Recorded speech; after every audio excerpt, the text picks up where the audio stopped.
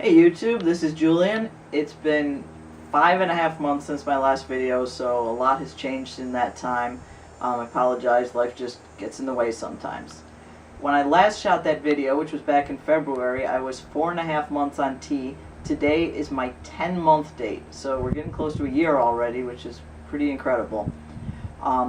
When I last shot that video, I had just gotten my name changed the day before, I believe.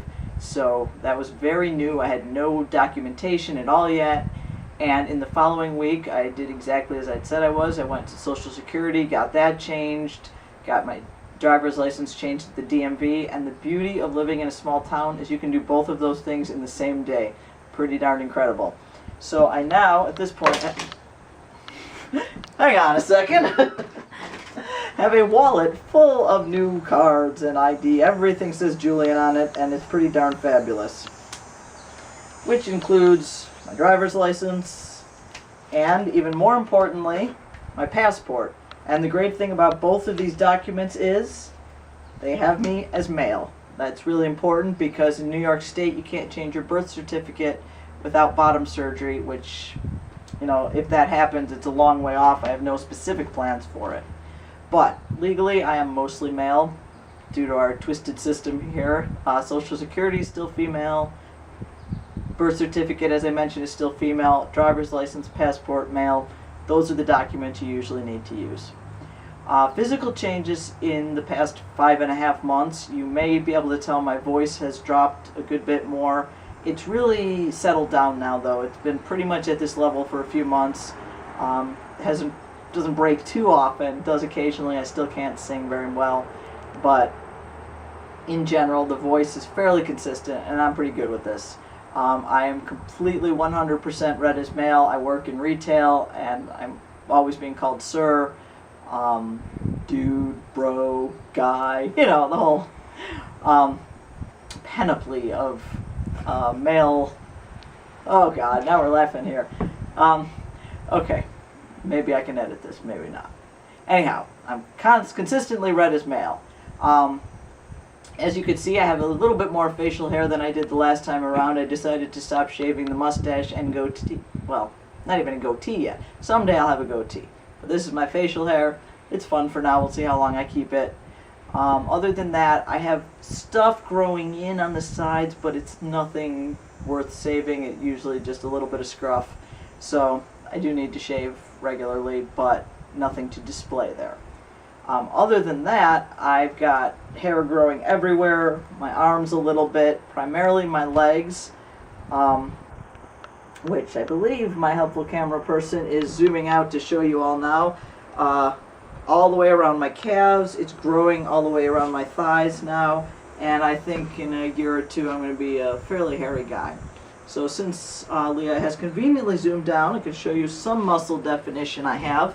I am a regular cyclist, and the primary definition is right here in my thighs, my quads. Other than that, I don't really work out much, so it's not much else, but some muscle building going on, and the expected redistribution of fat from the sides where I didn't have a lot to the belly where I already had a bit.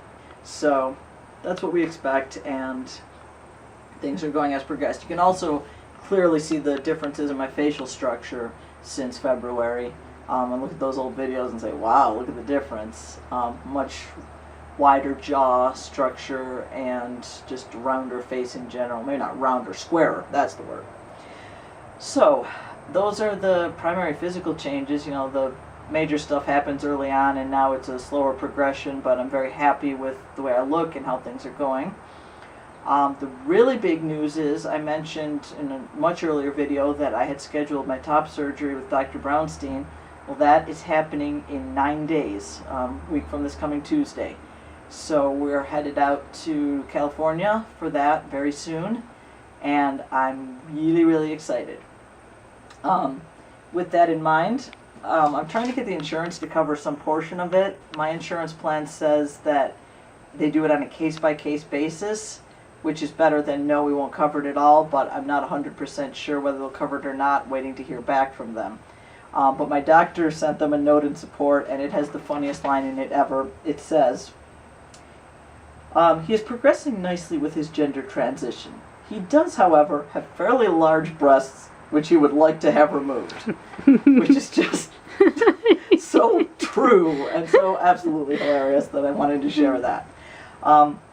Leah thought I should share with you my variety of undergarments that will soon be completely moot. I previously showed the binders, which is what I'm actually wearing right now, one of the underworked double layer 997 models. The truth is, I don't wear these that often. I mentioned in a previous video that I've had some issues with acid reflux, and it just wasn't worth it to me. So I wear them when I dress up a bit. This is the outfit I wore to church today, and I left it on for the video.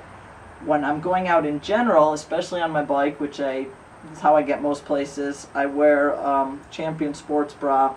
It doesn't compress as well as the binder, but it does the job. Because I'm so easily red as mail, people don't look at my chest in the same way, and I can get away with this fairly nicely. It's a lot more comfortable, and it doesn't give me the acid reflux issues, which if I was going to have to bind for years, I would probably be more concerned with how I looked. But because surgery is coming so soon, it's easy for me to say, well, it's just a little more. I'd rather be comfortable and not feel ill.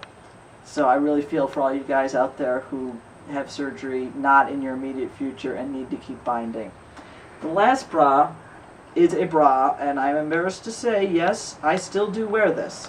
I only wear it at home after I get home from work and I get out of the sports bra. This actually is way too big on me, but it does the job.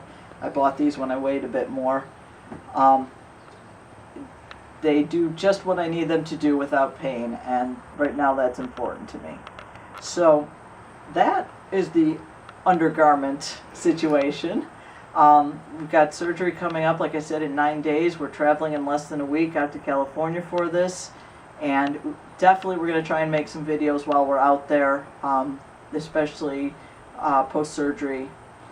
But I will do a before shot, but no, you will not see me topless, don't worry. I am, however, going to show you what I look like in the binder. And you can see all my roly-poliness. So here we go, the pre-surgery reveal, as it were. So this is me in just a binder. As you can see, I'm pretty large around here. Not huge, but at least a C cup. And so I will be having the double incision. So I'll have the scar line, but Dr. Brownstein is probably the guy to go to for that. If you're not going to Dr. Garamoni, and I'm really hoping for good results. So looking forward to that, and we will definitely be keeping you updated from California with any news. So have a great day, YouTube.